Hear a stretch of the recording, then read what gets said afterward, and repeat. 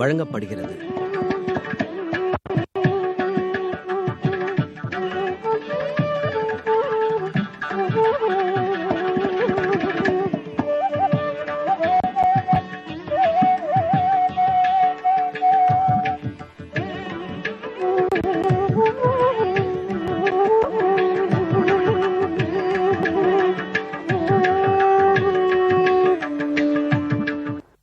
வகுளாபரணம் வந்தே ஜெகதாபரணம் முனிம் யஸ்ருதேர் உத்தரம் பாகம் சக்கரே திராவிட பாஷையா. நம்மாழ்வாரை வணங்குகிறோம். வகுளமாலையை தரித்தவர் சுவாமி நம்மாழ்வார். துளசி மாலையோடே பெருமான் விளங்குகிறார். வகுளமாலையோடே நம்மாழ்வார் திகழ்கிறார். பகவானோ திகழ்கின்ற திருமார்பில் திருமங்கை தன்னோடும் திகழ்கின்ற திருமாலார் என்று பெயர் பெற்றவர்.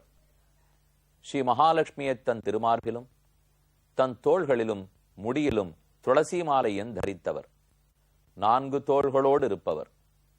ஆனால் சுவாமி நம்மாழ்வாரோ 2 திருக்கைகளோடே, அதிலும் அடியார்களுக்கெல்லாம் உபதேசிக்கும் முத்திரையோடே, நீண்டு இழுத்து முடிந்திருக்கும் காரிமாறன் கொண்டையோடே, வகுள மாலையோடே எழுந்தருளி இருக்கிறார். அவ்வாழ்வாரை பின்பற்றியவர்கள்தான் ஏனைய ஆழ்வார்களும் ஆச்சாரியர்களும். தற்போது நாம் பெங்களூரு பட்டணத்தில் விதான் சௌதாவுக்கு அருகே சூரிய நமஸ்கார தோட்டத்தில் இருக்கும் ராமாஞ்சநேயர் சன்னிதானத்தை அடைந்துள்ளோம். ஆஞ்சநேயரை தரிசித்தோம். சூரியனே இங்கு அருள் புரிந்தவர், அவரை தரிசித்துக் கொண்டோம். அடுத்து இன்று ஆழ்வாராச்சாரியர்களை தரிசிக்கப் போகிறோம். முதற்கண் சுவாமி நம்மாழ்வார் திகழ்கிறார். அவருக்கு அருகிலேயே சுவாமி ராமானுஜர், மாறன் அடிபணிந்துய்ந்தவரென்னே புகழ் பெற்றவர். அவரை வணங்கி அருகில் ராமானுஜருடைய மறு அவதாரமாக ஆதிசேஷ அவதாரமாக கொண்டாடப்படும் கோயில் ஸ்ரீ மணவாள மாமுனிகள். அவரே பல உரை ஆசிரியராய் உரை நூல்கள் பலவற்றையும் எழுதியவர். உபதேச ரத்தினமாலை, திருவாய்மொழி நூத்தந்தாதி என்னும் நூல்களையெல்லாம் இயற்றியவர். மூலவர்களை சேவித்துவிட்டு இப்போது உற்சவர்களை சேவிக்கிறோம். ஆச்சரியமான ராமானுஜருடைய உற்சவர் திருக்கோலம். அருகில் ராமானுஜருக்கு ஓர் ஏகலவ்யன் இருந்தால் எப்படி இருப்பரோ அதைப்போல் திகழும் ஸ்ரீ வேதாந்த தேசிகன். 28 தோத்திர நூல்கள், பல ரகசிய கிரந்தங்கள், அழகான சங்கல்ப சூரியோதயம் முதலான நாடகங்கள், என்ன எத்தனை நியாய சித்தாஞ்சனம், தத்துவமுக்தா கலாபம், பரமத பங்கம், சததூஷணி ஆச்சரியமான நூல்களை எழுதி கொடுத்த பேராசிரியர் வள்ளல், வேதாந்த ஆசிரியர். அந்த சுவாமியை வணங்கிக் கொள்ளுகிறோம். பக்கத்தில் மணவாள மாமுனிகளுடைய உற்சவர் விக்கிரகம். நம்பெருமாள் அரங்கநாதனாலேயே தன் ஆதிசேஷ பீഠத்தையே இந்த சுவாமிக்கு சமர்ப்பித்திருக்கிறான் பெருமான். திருவரங்கநாதனுக்கே ஆச்சாரியன் என்னும் பெருமை பெற்றவர். மணவாள மாமுனிகளை வணங்கிக் கொள்ளுகிறோம். இத்திருக்கோயிலும் நேர்த்தியாய் எவ்வளவு சுத்தமா இருக்குங்கிறதா இந்த கோயிலுக்கு பெருமை. எங்க திரும்பி பார்த்தாலும் ஒன்னு அழுக்கில்லை, குப்பை இல்லை, காகிதம் இல்லை, பிளாஸ்டிக் கவர் இல்லை. அத போல இல்லாம இருக்கிறதே கோயிலுக்கு ஒரு தனிச்சிறப்பு. கோயில்னு சொன்னாலே சுத்தமான இடம், தூய்மையான இடம். கோயில் தூய்மையாக இருந்தால்தான் நாம் அங்க செல்லும் போது நாம பெருமான சேவிக்கிறதுக்குன்னு உண்டான ஒரு சூழ்நிலை ஏற்பட வேண்டும். ஆங்கிலத்துல ஆம்பியன்ஸ்னு சொல்றோம் இல்லையா, அதற்குரிய ஒரு ஆம்பியன்ஸ் ஏற்படணுமே. அது நன்கு இந்த கோயிலில் விளங்குகிறது. ஆழ்வாராச்சாரியர்களை எல்லாம் தண்டம் சமர்ப்பிக்கிறோம். அவர்களை வணங்கி அவர்களுடைய அருளோடு கூட இனி தாயாரையும் பெருமானையும் சேவிக்க போகிறோம். அதற்கு முன்பாக 52வது சர்க்கம். இப்போது நாம் அயோத்தியா காண்டத்தில் 52வது சர்க்கத்தில் குஹனோடு ராமன் பேசியது, விடை பெற்று கொண்டு கங்கை ஆற்றை படகு மூலம் கடந்தது, இவற்றை பார்க்க போகிறோம். 52வது சர்க்கம் ரொம்ப பெரிய சர்க்கம், அளவில் பெருத்திருக்கும் சர்க்கம். பார்ப்போம். பிரபாதாயாந்து சர்வர்யாம் பிருவக்ஷா மகாயசாக உவாச்சராமஹா சௌமித்ரின் லக்ஷ்மணம் சுபலக்ஷணம். அழகான அடையாளங்களோட கூடின லக்ஷ்மணன் காலை விடுகிறது, பொழுது விடிந்தது. நேற்றிரவு நாம் என்ன பார்த்தோம்? நேத்து காலை சந்திக்கும் போது இரவு பொழுதில் ராமனும் சீதையும் படுத்து உறங்கி இருக்கிறார்கள். அவர்களை சுத்தி லக்ஷ்மணன் வலம் வருகிறான். அவன் காலடி வைத்த இடத்திலெல்லாம் குஹன் காலடி வைத்து வருகிறார். அவர் காலடி வைத்த இடத்தில் குஹனுடைய தொண்டர்கள் சுத்தி வருகிறார்கள். இதெல்லாம் எதற்காக? ஒரு நாள் முகத்திலே விழித்தாரை வடிவழகு படுத்தும் பாடு. ஒரு நாள் ராமனுடைய திருமுகத்துல விழிச்சிட்டோம்னால் அவனுடைய அழகு நம்மை வெறுமனை இருக்க ஒட்டாது. அது படுத்தும் பாடுதான் இத்தனையும்.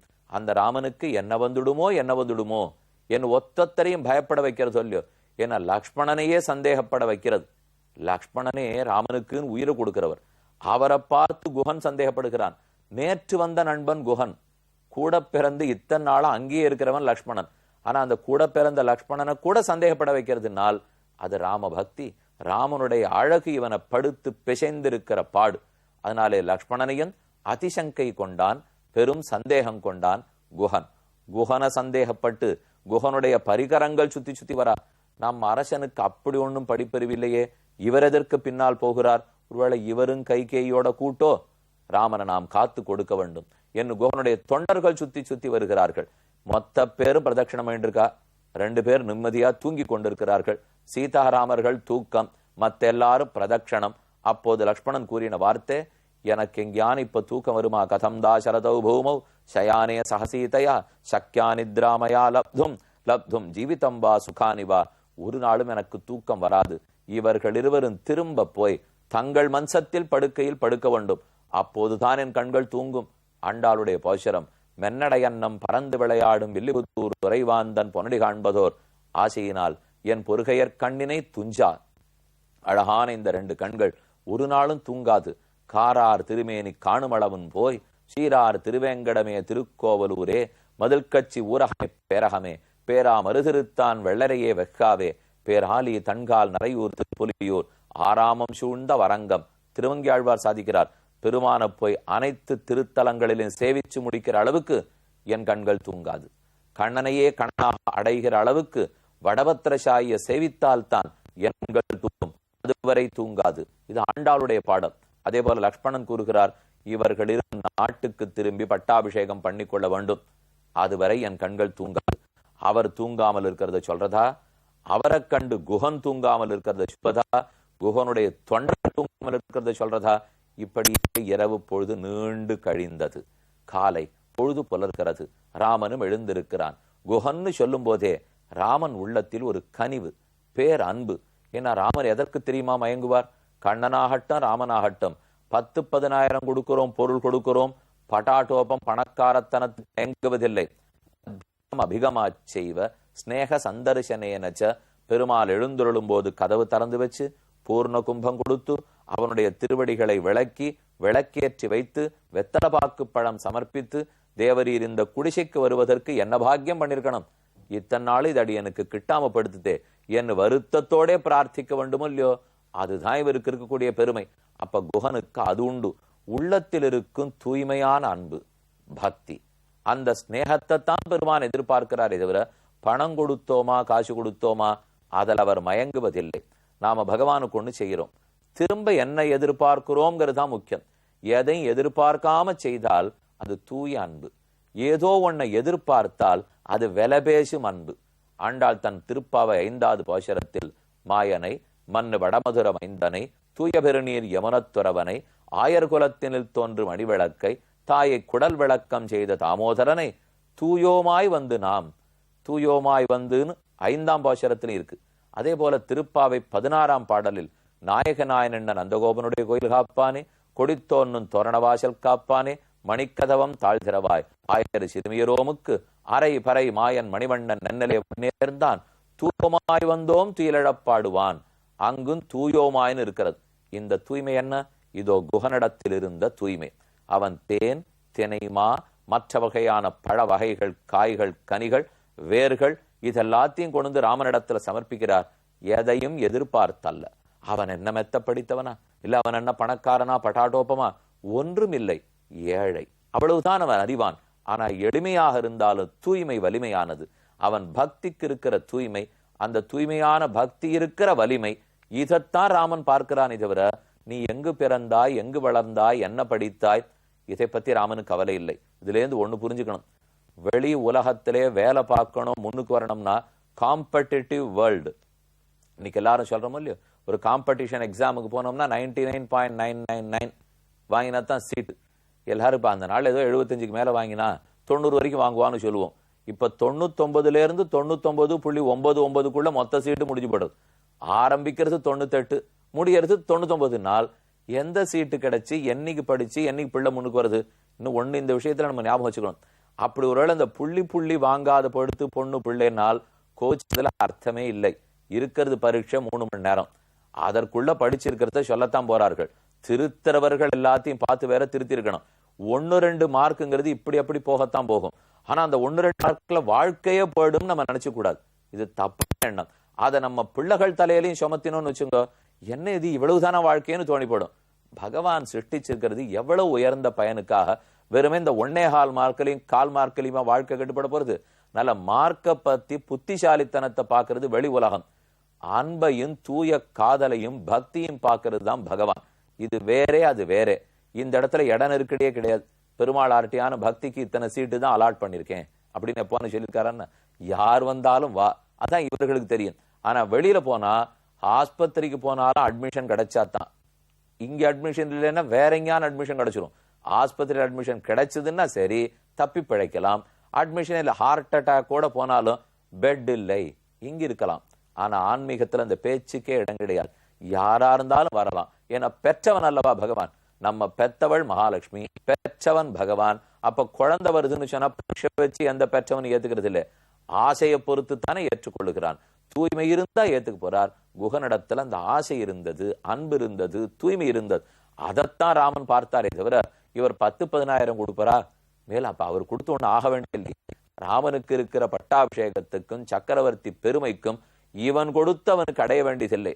எப்ப தேவையே இல்லையோ அனைவரையும் ஆதரிக்கிறான், அன்போடு ஏற்றுக்கொள்ளுகிறான். பொழுது விடுகிறது. சீதையும் ராமனும் எழுந்திருந்தார்கள். பக்கத்துல பரத்வாஜ பறவையும் குயிலும் கூவித்தான். கேட்ட ராம லக்ஷ்மணா, நேரமாச்சு எழுந்திருந்தார். அவர் தூங்கவே இல்லையே. இவர்னா தூங்கிட்டு இருந்திருக்கார். தூங்காத லக்ஷ்மணனை ராமன் எழுப்பினான். லக்ஷ்மணன் எழுந்திருந்து ஆசௌ சகிருஷ்ணோ விஹகா கோகிலஸ்தாத கூஜதி வர்ஹி பர்ஹிணானாஞ்ச நிர்கோஷா ஸ்ரூயதே நததாம்பனே தராம ஜான்ஹவீம் சௌமிய சீக்கிரகாம் சாகர சங்கமாம். இதோ கிழக்கு நோக்கி கடலை நோக்கி ஓடுகிறாளே கங்கை, இவளை தாண்ட போகிறோம். இது நேரம். இதுவரை கங்கையினுடைய வடகரையில் தான் ராமன் இருந்தான். இனி கங்கையை தாண்டி தென்கரைக்கு வர வேண்டும். தென்கரைக்கு வந்த பிற்பாடு யமுனையை தாண்ட வேண்டும். யமுனையை தாண்டி சித்திரக்கூட்டத்தை அடைய வேண்டும். இதுதான் மேல நடக்க போறது. இன்றைக்கு ராமனத்தை அறியான். இனிமேத்தான் வழிகட்டு போறார். இப்ப கங்கையை கடக்க போறார். அதற்காக குகனை கூப்பிட்டு, ஒரு படகு இருந்தா கொடுக்குறியா குஹா? இங்கிருந்து தாண்டி நாம் அக்கறைக்கு போக வேண்டும்.